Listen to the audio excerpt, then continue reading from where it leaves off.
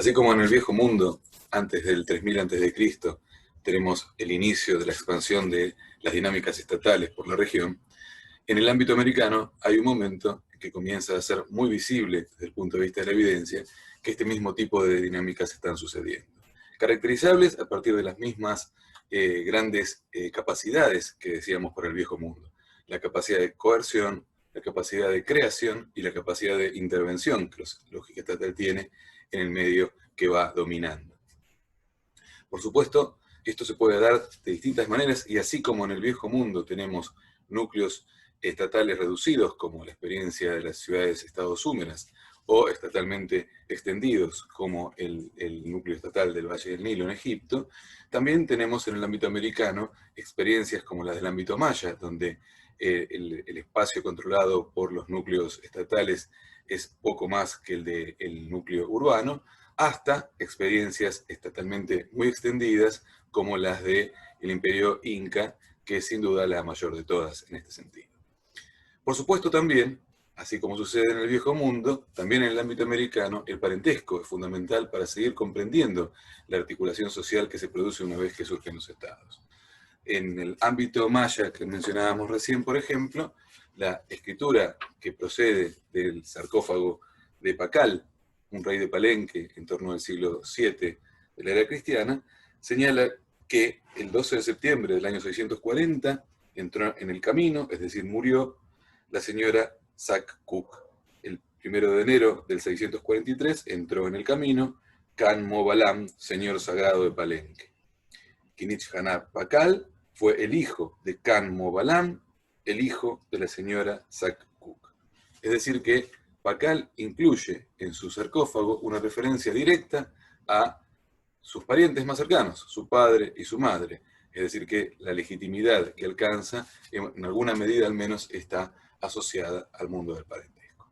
Por supuesto, otra vez en el ámbito andino, la presencia del ayllu como fenómeno de organización social de base, tanto como la importancia que el parentesco tiene en la estructuración interna de las élites en el ámbito inca, están claramente expuestas incluso por los cronistas españoles de los primeros tiempos de la conquista. Sobre estos temas, sobre lo que sucede en el ámbito inca, tanto en relación con la cuestión del Estado como con la importancia del parentesco, pero también más en general sobre la organización económica, sobre la expansión política, sobre la dimensión ideológica de estos estados, conversamos con el arqueólogo Félix Acuto. Es un poco larga la entrevista, así que la vamos a presentar en dos partes. Bueno, estoy con Félix Acuto, que es un arqueólogo de la Universidad de Buenos Aires, que viene trabajando desde hace mucho tiempo el ámbito andino, particularmente el ámbito incaico. También últimamente ha trabajado mucho en temarios relacionados con pueblos originarios y sus reivindicaciones. Actualmente trabaja en la Universidad de La Matanza, también en nuestra maestría de estudios histórico-arqueológicos de la Facultad de Filosofía y Letras. Y me interesa mucho tener un diálogo con él en este marco de nuestra materia, porque me facilita mucho el trabajo con Félix, con el que además compartimos una serie de investigaciones en común, la posibilidad de comparar entre sociedades del Antiguo Oriente y sociedades del ámbito precolombino, ¿no? Y yo quería charlar con Félix particularmente de una serie de temarios que creo que son comunes, o por lo menos que se pueden aproximar desde el ámbito oriental y desde el ámbito andino, en relación con las dinámicas sociales de este tipo de sociedades, ¿no? Así que ante todo te saludo, Félix. ¿Qué tal? ¿Cómo te va? Bueno, ¿cómo les va? Saludos a todos. Gracias por la invitación. Bien. En este marco de la pandemia estamos reinventando los modos de sociabilidad. Y una de las cosas que yo quería plantearte tiene que ver con un preconcepto que subyace mucho en muchas investigaciones, o por lo menos en el sentido común que luego se instala, que es esta idea de que tenemos sociedades organizadas por el parentesco, y una vez que aparece el Estado, todo parece ser del Estado, y el parentesco parece desvanecerse, ¿no? Cuando yo trabajo con las fuentes del Antiguo Egipto particularmente, lo que noto es otra cosa, ¿no? Lo que noto es que, si bien efectivamente uno puede intuir la importancia del parentesco antes de la aparición del Estado, luego de que el Estado aparece, el parentesco sigue teniendo una importancia fundamental en varios ámbitos, ¿no? Por un lado, uno sigue teniendo la sospecha, más allá de que las fuentes sean parcas, de la importancia que el parentesco tiene para la organización de la vida aldeana una vez que aparece el Estado. Por otra parte, está la cuestión de cómo se organizan las propias élites en torno de la figura del rey a partir de tramas que en última instancia corresponden también a relaciones de parentesco. Y en particular, una que me parece fundamental, que es el hecho de que el rey en Egipto, más allá de que es una divinidad y se define como tal, es una divinidad que tiene parentesco con los otros dioses, ¿no? Los textos de las pirámides son en este sentido esclarecedores en términos de la importancia que el parentesco tiene para vincular a ese rey con dioses que se presentan como sus padres, por un lado, y como sus hermanos, por otro, ¿no? Formando comunidad de dioses, en ese sentido, en términos paritarios, como los que implica la hermandad, y por otra parte, en términos jerárquicos, en la relación padre-hijo, madre-hijo, que entabla con determinadas divinidades, ¿no? Y entonces me gustaría, primeramente, conversar con vos acerca de cómo ves la importancia que el parentesco puede tener en una dinámica, por otra parte, tan estatal como la del ámbito incaico. Bueno, yo creo que ha habido una invisibilización del tema del parentesco, de las relaciones del parentesco, por las herramientas teóricas que se usaron, ¿no? Por mucho tiempo. En el caso andino, estos modelos de service, sobre todo de jefaturas, y de traer un poco, y de pensar, muchas veces yo critico a algunas aproximaciones arqueológicas de llevar el presente al pasado, ¿no? Hacer como que la sociedad del pasado son como un microcosmos o una versión más reducida de la sociedad industrial, digamos. Claro. Entonces se pensaron esas sociedades como sociedades, previo a lo incaico, por ejemplo, como sociedades súper estratificadas, de tipo piramidal, con, o sea, estas jefaturas, con señores poderosos, con distintos rangos, con especialistas, y todo eso, y después abajo el campesino, el runa andino, el campesino, que sí vivía con su comunidad, en parentesco, pero todo, digamos, todos los demás estratos estaban como desestructurados de esta lógica, ¿no? Entonces yo creo que el uso de ciertas herramientas teóricas nos llevó para mirar un lado, yo creo erróneo, porque, insisto, fue llevar el presente al pasado, y el pasado tiene otra lógica, y sobre todo cuando estamos hablando de sociedades no occidentales, no europeas, y nos llevó a dejar de ver ciertas cosas. En el mundo andino hay una institución central que es el Ayllu. El Ayllu se pensó más como una cuestión comunitaria, pero es una cuestión de parentesco, ya sea real, sanguíneo o ficticio. Claro. Ficticio o no sanguíneo, digamos, no ficticio. Claro, claro. Y el Ayllu es la institución por excelencia de la organización social andina, donde ese grupo se siente relacionado, se unifica ese colectivo por ser descendientes de los mismos ancestros fundadores. O sea, hay una relación de parentesco y a partir de esa relación de parentesco hay obligaciones que se entablan entre sus miembros. Relaciones que tienen que ver con el intercambio de trabajo, con la ayuda comunitaria, con la participación de un calendario ritual. Y aquí participan también los ancestros muertos, que están siempre presentes en las comunidades, ¿no? Materialmente presentes, a través de momias o a través de sus chulpas, estos monumentos funerarios o torres funerarias. Entonces, en el mundo andino, el muerto también participa activamente. De hecho, no son enterrados en muchos lados y tapados de tierra y no lo ven nunca más, sino que sus tumbas siempre están en la posibilidad de ser reabiertas. Eso inclusive en el noreste argentino pasa, de ser reabiertas, de introducir más muertos, de sacarlos, de pasearlos. Entonces, la lógica del parentesco en el mundo andino es central, ha sido central para la construcción y la toma de decisiones políticas. Las decisiones no son jerarquizadas de una cabeza que va para abajo, sino que son decisiones de colectivos, donde participan muchos, los vivos y los muertos. Hombres y mujeres, ¿no? También ha habido una visión muy occidentalizada, ¿no? De moldear esa sociedad a imagen y semejanza de la modernidad europea. También los españoles en sus registros, algunos, muchos, también buscaron eso, buscaron los reyes, buscaron como las mismas instituciones en los años. Pero sin duda, ya en la base del mundo andino, está el tema de la relación de parentesco central para la organización social y la toma de decisiones. Y la producción, obviamente, ¿no? Que está todo mezclado aparte, ¿no? Nosotros lo dividimos por una cuestión Analítica, técnica, claro. analítica, ¿no? El mundo andino está todo mezclado. Claro, Eso se ve hasta hoy día.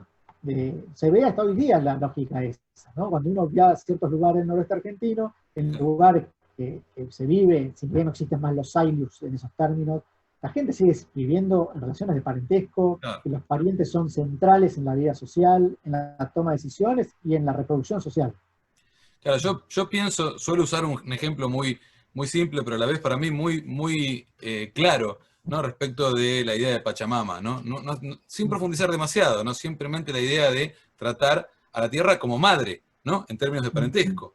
Pero Exacto. además uno puede pensar, por ejemplo, la idea que vos has trabajado, ¿no? De los ancestros en las montañas o en los volcanes, ¿no? Que también implica entender al volcán o a la montaña en términos de parentesco.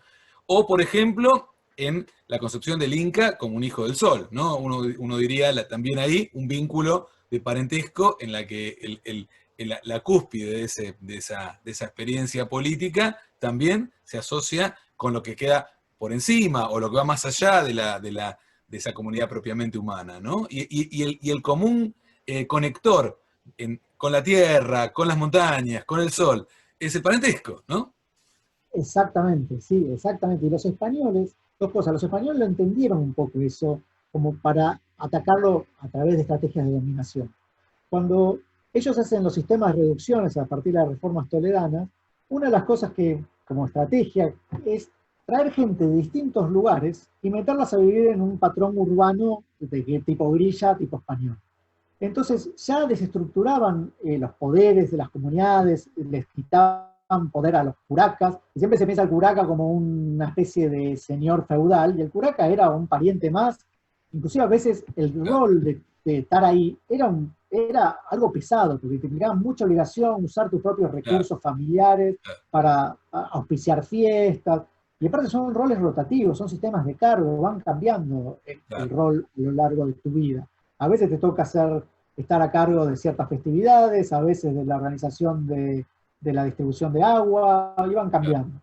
Entonces, una de las cosas que hacen los españoles es meterlos en pueblos de tipo diseño español, con gente de distintos grupos étnicos y en casas de familias individuales. O sea, pasan a la familia nuclear. Entonces, le rompen esos lazos con que son de familias extensas. Cuando uno ve los poblados como la forma de habitar en esos los poblados indígenas, el mundo andino es todo mezclado. O sea, no hay, los límites entre las casas no se saben dónde están. Es todo muy permeable, porque el mundo arquitectónico, o sea, la expresión arquitectónica del parentesco, es también un pueblo donde están todas las casas articuladas, donde no hay sentido de privacidad, sino que uno va caminando y va pasando de una casa a la otra, y vas viendo lo que hace un pariente, es esa búsqueda, ¿no? De ser un todo, la conciencia. De alguna manera, cómo el parentesco ¿no? organiza el espacio, ¿no? En ese tipo de experiencias. Sí, ¿no? sí, sí. Y esto que decías del curaca, nosotros. a mí me repica mucho en lo que sucede en los jefes aldeanos en el Antiguo Egipto. Hay un personaje que es el Hekahut, que significa eso, jefe de aldea, ¿no? Pero que de jefe tiene lo que tendrá dentro del universo comunitario, pero que comparece frente a los funcionarios, siendo apaleado, siendo golpeado en la espalda, en las escenas de pago de tributos, por ejemplo, ese tipo de cuestiones, ¿no? Donde esos personajes son todo lo contrario de un pequeño rey en pequeña escala, como se lo supo ver, sino más bien son, en todo caso, en el mejor de los casos, un primos inter pares del ámbito local, pero que frente a otro poder externo manifiestan una clara subordinación, ¿no? Yo te quería preguntar en esta línea, para continuar un poco el diálogo, ¿no? Sobre esa dimensión quizá más estatal que también tienen estas experiencias sociales, en términos de, por ejemplo, la expansión, ¿no? ¿Cómo se expanden? Porque yo creo que acá sí noto una diferencia interesante entre el ámbito andino en particular, ¿no? Algo muy propiamente andino, me parece, y lo que vemos en el Antiguo Oriente respecto de el lenguaje de la expansión, ¿no? El Antiguo Egipto en particular conoce una época bastante expansiva, que es la época del Reino Nuevo, es la época en la que Egipto llega más lejos, hacia el sur y hacia el norte, ¿no? Hacia Nubia, hacia el sur, hay una tendencia a la equiparación, si se quiere. Es cierto que el río conectaba muy rápidamente Nubia con Egipto, y que hay un gradiente cultural que se expresa desde muy profundo, ¿no? Desde esa matriz más africana del pensamiento egipcio, que hace que de pronto asimilar lo nubio, egipcianizar lo nubio, fue relativamente, a mi modo de ver, un expediente más sencillo que el de hacer lo mismo con el mundo asiático, ¿no? Cuando se expanden hacia el norte, ¿no? Allí el temperamento es muy diferente, se respetan en general las autonomías locales, en tanto y en cuanto no resistan el poder del rey egipcio, pero se los deja un poco librados a su suerte, ¿no? Hay una serie de gobernadores superiores, ¿no? Y funcionarios estatales egipcios que controlan en general, pero la relación con esos líderes locales es muy distante, ¿no? A diferencia de lo que esos líderes buscan, porque están inmersos en una concepción sociocultural más ligada a estas prácticas como las del patronazgo, donde esperan que el rey superior los apoye y los proteja en la medida que ellos sean leales. El rey egipcio se desentiende por completo de lidiar con esos personajes a los que evidentemente considera literalmente inferiores o literalmente incluso no humanos desde el punto de vista simbólico. En cambio, por lo que conozco de tu propio trabajo, de tus investigaciones, en el mundo inca da la impresión de que esa expansión de lo estatal, más allá de la dimensión estatal, sobre la que también me gustaría preguntarte a nivel de disposiciones más propiamente de control del territorio, hay también una dimensión ligada a una simbolización diferente. Así que me gustaría un poquito consultarte acerca de estas dos cosas, ¿no? La dimensión socioeconómica, digamos, de lo estatal y la dimensión simbólica de la estatal en el mundo incaico. Bueno, volviendo antes para cerrar lo otro, si hablamos de los incas, claramente lo incaico cusqueño está basado en relaciones de parentesco. O sea, de hecho vemos que la guerra civil que se produce cuando llegan los españoles es una guerra entre parientes, entre ailius, que ellos lo llamaban panacas, que se disputan el poder, ¿no? y que están integrados por sus ancestros, sus momias fundacionales. Bueno, está la del Cusco en Huáscar y la de Huayna Capac, que había muerto, que era un emperador muy importante, y Atahualpa, que viene bajando del Ecuador, que ahí habían fundado un nuevo Cusco. Entonces, es la misma lógica, ¿no? De los deberes, de las presiones de los parientes. Acá nadie hace lo que quiere, ni el emperador. Acá hay una red de parentesco que te está limitando y a los que de aparte les debes. Todo el tiempo tenés que trabajar para ellos, tenés que participar de todas esas actividades.